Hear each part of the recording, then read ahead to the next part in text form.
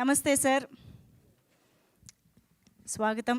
Please మీరు కావాలంటే కూర్చుని కూడా మాట్లాడొచ్చు, అందుకనే మీకోసం మీ మీ మీ కంఫర్ట్. ఓ అలా అంటారా? అది సూపర్ సార్. మీరు అవ్వలేదు సార్ బేసిక్గా. అక్కడ చూడండి స్క్రీన్ పైన ఎనర్జీ. అందరికీ నమస్కారం. నాలాంటి గ్రామీణ కళాకారులను ప్రోత్సహించి మీ ముందు నిలబడే చేసినటువంటి మహానుభావులందరికీ ధన్యవాదాలు. నాకు హరికథ, బుర్రకథ, విధి భాగవతం, నాటిక, ఏకపాత్ర సభాతం ఇవి రాయడం తెలుసు, వేయడం తెలుసు. కానీ ఇవాళ నేను సినిమాలో కూడా చేస్తున్నాను. ఇది విచిత్రం ఏంటంటే జానపద కళాకారులు అనేటటువంటి మా గ్రామాల్లో ఉన్నటువంటి వాళ్ళు మేము శివ సినిమా చూడడానికి బండ్లు కట్టుకొని వచ్చినాం. సినిమా చూసి ఆ ఆఖరికి మిగిలిన మిరపకాయ బజ్జీలు అమ్ముతుంటే అవి తినుకుంటూ పోయాను. అది ఇప్పటికి కూడా గుర్తు. ఇవాళ నాగార్జున గారికి ఎదురుగా నిలబడి మాట్లాడుతున్న అదృష్టం. నాలాంటి గ్రామీణ కళాకారులను ఇలా ఇక్కడ నిలబెట్టగలిగేటటువంటి మంచి పని చేసినటువంటి మహానుభావులందరికీ ధన్యవాదాలు. మేము సినిమాలు చూసి సినిమాలో ఇట్లా చేశాడు నాగేశ్వరరావు గారు, ఎన్టీ రావు గారు ఇట్లా వాడిండు అని మరిచెట్టు కాడ పాడుకునేటోళ్ళం. ఇప్పుడు మమ్మల్ని మేమే సినిమాలు చూస్తున్నాం. ఇది నాకు 3వ సినిమా హీరోగా. ఇక మొత్తం సినిమాలు అయితే 79. మొదటి సినిమా ముత్తయ్య, దానికి ప్రపంచంలో 14 అవార్డులు ఏమో వచ్చినాయట. వాళ్ళు చెప్తుంటే విన్నాను, నాకు తెలియదు. తర్వాత బాపు సినిమా వచ్చింది. అది చాలా రోజులు ఆడినట్టుగా ఇవాళ నాకు చెప్పలేదు, కానీ దానికి అవార్డులు వచ్చినాయి. కానీ గమ్మత్ ఏంటంటే నేను నటించిన సినిమాలకు అవార్డులు రాకుండా ఏది పోలే. అయితే అవార్డులు రావడం కాదు, నన్ను నమ్మి, ఈ శరీరాన్ని నమ్మి, ఈ మోకాన్ని నమ్మి ఈయన హీరోగా పనికొస్తారని ఆలోచించి నా కోసం పెట్టుబడి పెట్టిన మహానుభావులు ఎవరైతే ఉన్నారో వాళ్ళందరికీ నమస్కారాలు. నాగార్జున గారికి నమస్కారం. నా శివ హీరో నా ఎదురుగా కూర్చున్నాడు. ఎందుకంటే మహానుభావుడు నాగేశ్వరరావు గారు, వారు ఎక్కడున్నా కూడా వారి ఆశీర్వాదం మాకు ఉంటుంది. ఎందుకంటే పచ్చగడ్డి కోసేటి పడుచు పిల్ల దగ్గర నుంచి ఆయన వేసిన ఒక స్టెప్ వేయాలని నానాయాతన పడ్డా. నాకు నేర్పినటువంటి ఆవునూరు సమ్మయ్య అనేటటువంటి ఒక పెద్దవాడు, ఆయన డాన్స్ బాగా చేసేవాడు. నాకు నీలాగా చేయాలని ఉన్నది అన్నాడు. ఆయన కోసం ఒక నాటిక రాసి అది ప్రదర్శింపజేసిన. ఆయనకు ఉత్తమ నటుడు అవార్డు వచ్చింది దాంట్లో. ఆవునూరు సమ్మయ్య వాళ్ళ చెల్లె చక్కగా పాటలు పాడేది, జానపద గేయాలు పాడేది. వారు ఎక్కడున్నారో ఎలా ఉన్నారో మంచిగానే ఉండి ఉంటారు. పాపం ఆవునూరు సమ్మయ్య లేకుండా పోయిండు. నేను 113 మంది మా క్లాస్మేట్లం. అందులో 13 మంది పోవడానికి సాక్ష్యం నేనే. పైన కాడ చూసిన. ఈ మిగతా 100 మంది ఎక్కడో తెలియదు నాకు.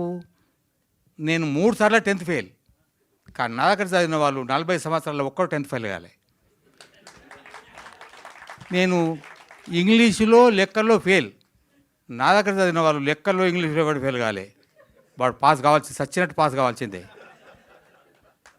నేను ఫెయిల్ అయ్యి, నన్ను నమ్మిన వాళ్ళు పేరు గారు.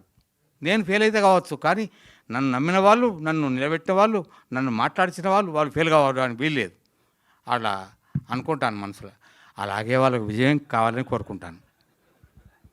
ఆనంద్ గారు నన్ను నమ్మిండ్రు, నాగార్జున గారు నన్ను నమ్మిండ్రు. దీనికి ఆర్థికంగా ప్రోత్సహించి వినోద్ గారు, కెమెరామెన్ గారు కూర్చుంది.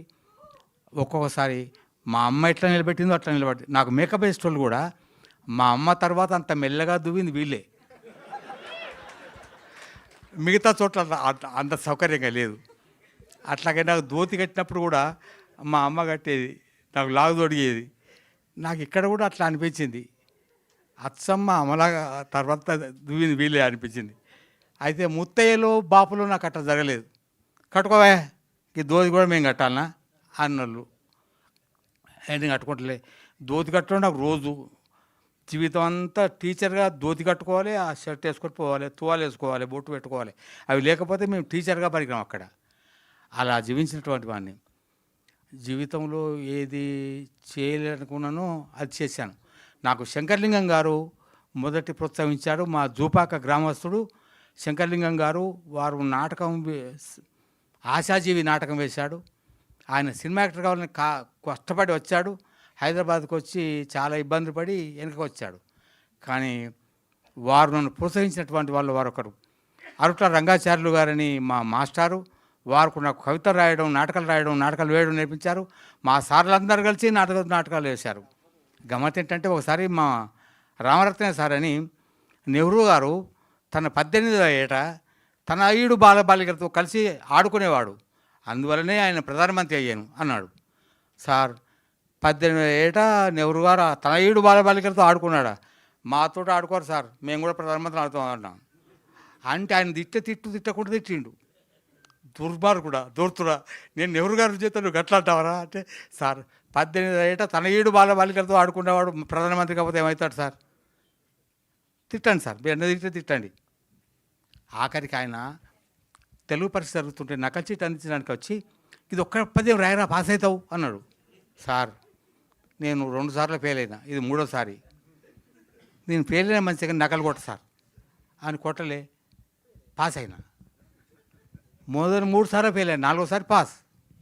కనుక నకలు కొడితే బాగుపడలే, కానీ ఇక్కడ మాత్రం నటుడిగా నకలు కొడితే సక్సెస్ అవుతాం. మనకంటే ముందు చాలామంది ఉన్నారు, వాళ్ళు చెప్పితే చేస్తూ పోతే నట్టు అవుతాం. కానీ కొన్ని వినద్దు, కొన్ని కనద్దు, కొన్ని అనద్దు. వినిపించేది, కనిపించేది, అనిపించేది నిజాలు జీవితానికి పనికొస్తాయి, కానీ అబద్ధాలు కూడా జీవితానికి పనికొస్తాయి. కనిపించొద్దు, అనిపించొద్దు, వినిపించొద్దు, అది ఇక్కడ పనికొస్తుంది. మహానుభావులు నన్ను బలగం సినిమాలో వేసింది చిన్న వేషం, నువ్వు ఇంక కొత్త బతికితే బాగుండే ఆ సినిమాలో అన్నవాళ్ళు ఉన్నారు. ఇప్పుడు చూడండి, దీనిలో మొత్తం బతుకుతా. బలగం సినిమాలో ఒక్క డైలాగుకే గంత చేసినావు, మొత్తం సవంత చూపెట్టావు. నేను ఎత్తుకపోతా అంటారు అందరూ, హీరో కూడా ఎత్తుకపోతాను నిన్ను అంటే. ఇప్పుడు ఎవరు ఎత్తుకపోరా నన్ను? మా దర్శకుడు ఎత్తుకపోవాలి ఇక్కడ దిగినాక. కానీ ఇప్పుడు అందరూ సినిమా చూస్తారు, నవ్వుతారు, ఏడుస్తారు. ఒకసారి మీ చెప్పిండ్రు, ఇప్పుడు ఇందాక విన్నాను, మీ అమ్మా నాన్నల గురించి చెప్పని అన్నారు. మీ అమ్మ నాన్న గురించి కాదు, మా తాత ముత్తాత గురించి దగ్గర చెప్తా. మా తాత గురించి తెలుసుకోవాలని కోరిక పుట్టి, మా తాత పేరు ఎల్లారెడ్డి. ఆయన భార్య పేరును తెలుసుకోవడానికి 4 రోజులు ప్రయత్నం చేస్తే ఆమె పేరు లక్ష్మీదేవమ్మ అని తెలిసింది. వాళ్ళ అవ్వగారు ఊరికి పోయిన. ఆమె ఎవరో తెలియని వాళ్ళు ఉన్నారు అక్కడ. ఆమె కొడుకు పేరు రామిరెడ్డి, నాకు పూర్తి మర్చిపోతాను. ఎల్లారెడ్డి,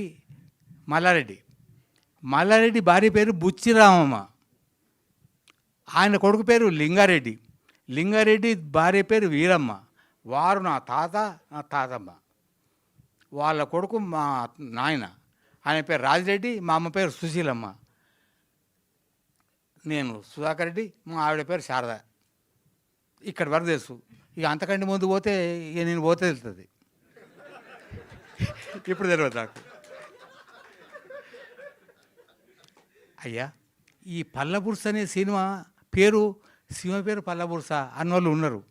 కానీ ఈ సినిమా చూసి ఈ పల్లబుర్సు మనం మర్చిపోయినావా, పల్లబుర్స ఇన్ రాలేదా నాకు అనుకోవటోళ్ళు ఇప్పుడు చూస్తారు.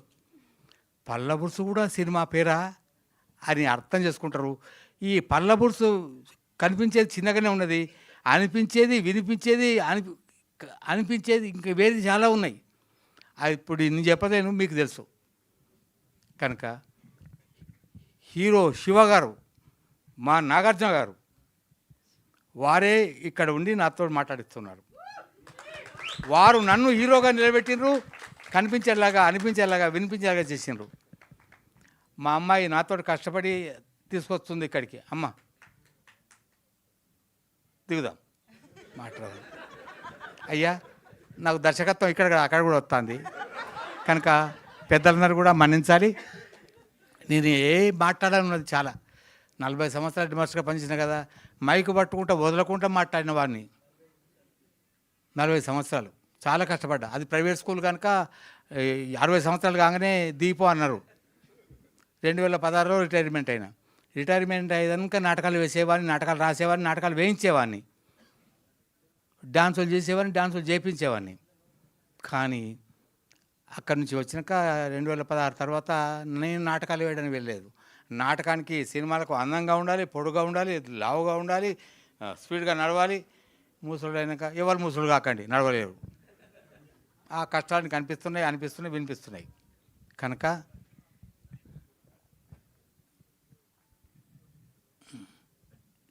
పర్లేదు, అవి అలా జరుగుతూనే ఉంటాయి.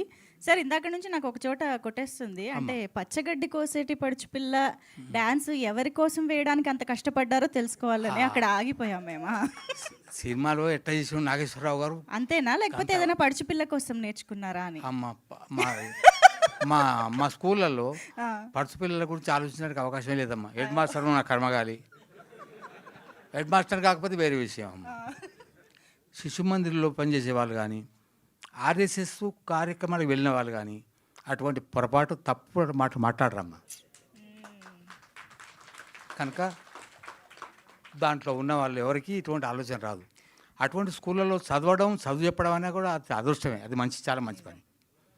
నాకు తెలిసి ఈరోజు సినిమాలాగే, అచ్చం సినిమాలాగే ఆయన ఎంత నవ్వించారో అన్ని మంచి మాటలు చెప్పారు. ఈ గోమతి గారిని చూడగానే మా స్టూడెంట్ ఒక గోమతి ఉన్నది. ఆమె ఇవాళ సినిమాలకు సర్టిఫై చేసేటటువంటి ఆవిడ. చూస్తుంటే తప్పకుండా. సూపర్, ధన్యవాదాలమ్మా. Thank you sir. నా మాటలు నేను ఎక్కడ మొదలుపెట్టానో, ఏం చేయాలో ఇంకా చాలా విషయాలు చెప్పలేదు. పెద్దలకు నమస్కారం అనడం, ఉపన్యాసాలు ఎట్లా చేయాలనో చెప్పేవాను నువ్వుకే. కానీ నేను అవన్నీ మర్చిపోయి నేను ఇక్కడ మా హీరో శివ గారు ఉన్నారు కనుక వారి కోసం నేనేం చెప్పాలో దబా అన్నీ చెప్పేసిన. కానీ వాస్తవంగా ఇది మొదలుపెట్టడం కాదు, ఇది ఎండ్ చేయడం కాదు. కనుక నన్ను మన్సార్ నాగార్జున గారు అందరు కూడా, పెద్దలందరూ కూడా ధన్యవాదాలు. ఉంటాను, మరి అవకాశం వస్తే మళ్ళీ మాట్లాడతాను. చాలా చాలా అద్భుతంగా అన్నీ మాట్లాడారు. ఏదైనా సాధించడానికి వయసుతో సంబంధం లేదని నిరూపించి మా అందరికి ఇన్స్పిరేషన్ కూడా ఇచ్చారు. So thank you sir, thank you very much. So yes, Sudhakar Reddy గారిని బలగం తర్వాత ఆయనే చెప్పినట్టు ఈసారి ఫుల్ లెంగ్త్ రోల్లో మనం మొదటి నుంచి చివరి దాకా ఆ కేసుని ఎలా సాధించబోతున్నారో కూడా మనం చూడబోతున్నాం.